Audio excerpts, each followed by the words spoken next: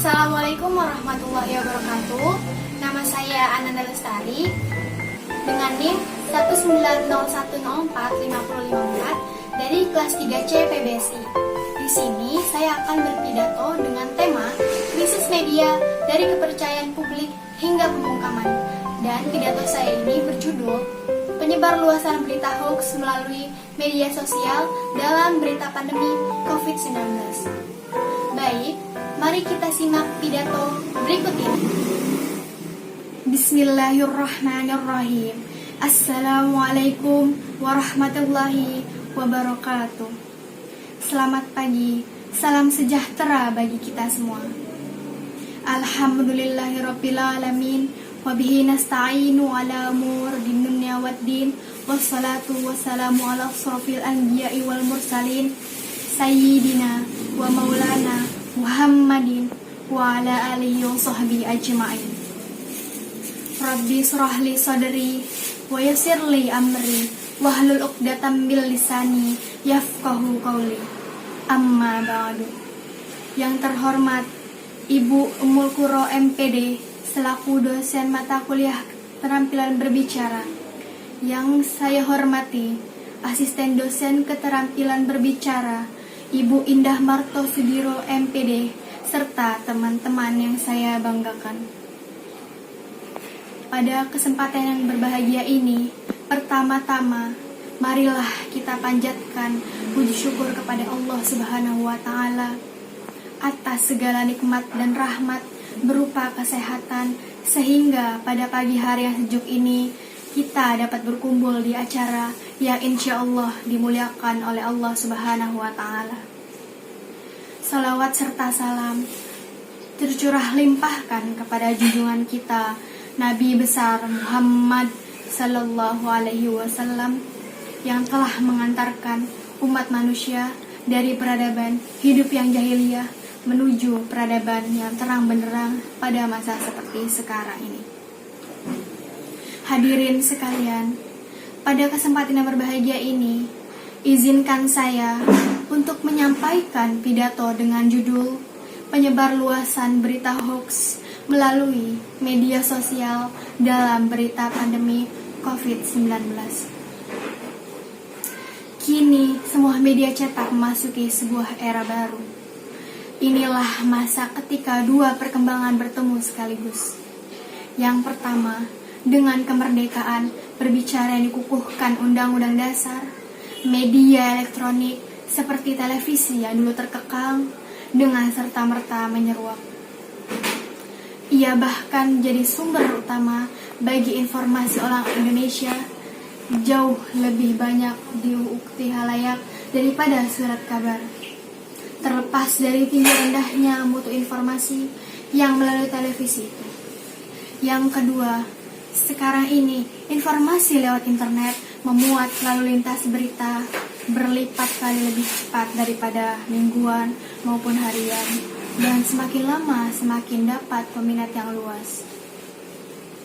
Menyediakan informasi yang independen di tengah masyarakat yang telah terpolarisasi jadi satu dari sekian tantangan yang dihadapi oleh media. Kepercayaan publik terhadap media juga kian surut, terlebih di masa pandemi seperti saat ini. Media harus berjuang lebih keras untuk mendapatkan kembali kepercayaan publik dengan melakukan kerja jurnalistik yang utama, yaitu tentang kebenarannya. Namun, dikala media berupaya membuat berita yang jujur dan independen, banyak ancaman yang diterima.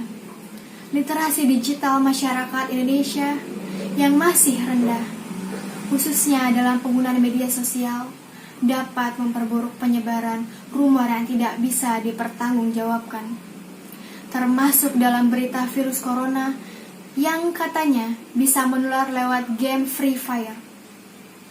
Salah satu misinformasi yang beredar melalui media sosial yaitu sebuah gambar hasil tangkapan layar dengan narasi yang berjudul "Waspada, virus corona bisa menular lewat game Free Fire".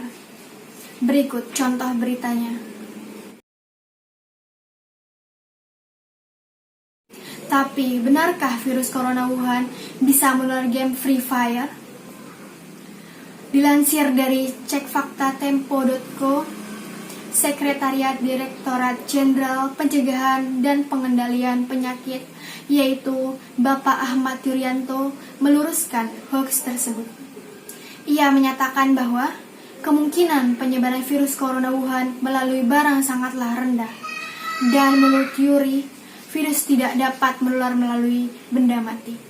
Jadi, kesimpulan yang dapat ditarik yaitu, berdasarkan pemeriksaan fakta tersebut, narasi bahwa virus corona tidak bisa menular lewat game Free Fire adalah narasi yang keliru.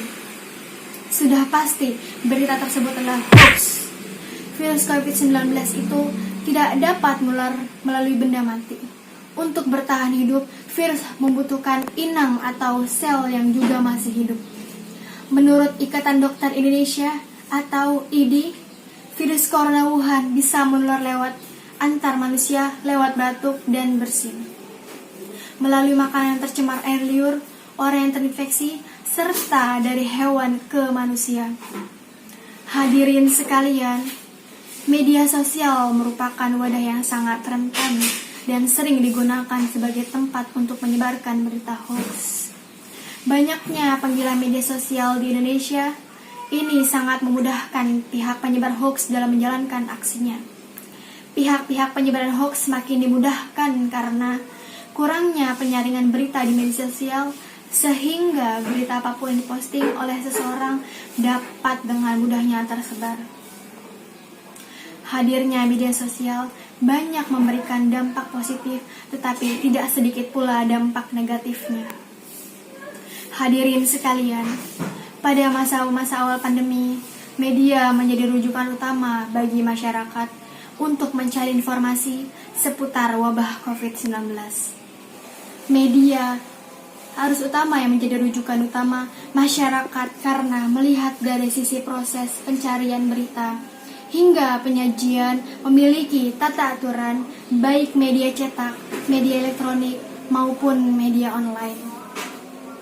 Pada upaya mencari informasi alternatif tersebut, berkali-kali timbul benturan antara apa yang terjadi di satu media dengan media yang lain. Karena masyarakat di masa pandemi tidak semata-mata mengkonsumsi satu media saja sebagai rujukan informasinya. Kecenderungan untuk mengkonsumsi informasi yang mudah dipahami dan mudah diterapkan dalam kehidupan sehari-hari terkait pandemi, daya tarik bagi masyarakat untuk memilih sebuah media. Hadirin sekalian, dalam kasus gawat darurat dan epidemi, media berperan penting sebagai penyambung lidah antara pemerintah ataupun tenaga kesehatan dengan masyarakat untuk melaporkan berita terbaru dan informasi penting terkait penanganan maupun pencegahan yang dapat dilakukan di tingkat individu. Kebijakan media dalam memutuskan berita yang layak dipublikasikan juga berkontribusi membuat perbincangan publik. Media dapat mengarahkan terhadap hal-hal apa saja yang sepatutnya menjadi perhatian bersama. Jadi, media harus berjuang lebih keras untuk mendapatkan kembali kepercayaan publik dengan melakukan kerja jurnalistik yang utama, yaitu tentang kebenarannya. Media dapat berperan penting dalam membentuk stigma dan mengubah persepsi masyarakat, serta mengedukasi bagaimana memandang suatu permasalahan. Hadirin, sekiranya hanya itu yang bisa saya sampaikan. Mohon maaf apabila ada kesalahan, baik disengaja maupun tidak disengaja. Dan mohon maaf apabila ada kata-kata yang kurang berkenan, karena sesungguhnya kesempurnaan itu hanyalah milik Allah Subhanahu wa Ta'ala. Akhir kata, wassalamualaikum warahmatullahi wabarakatuh.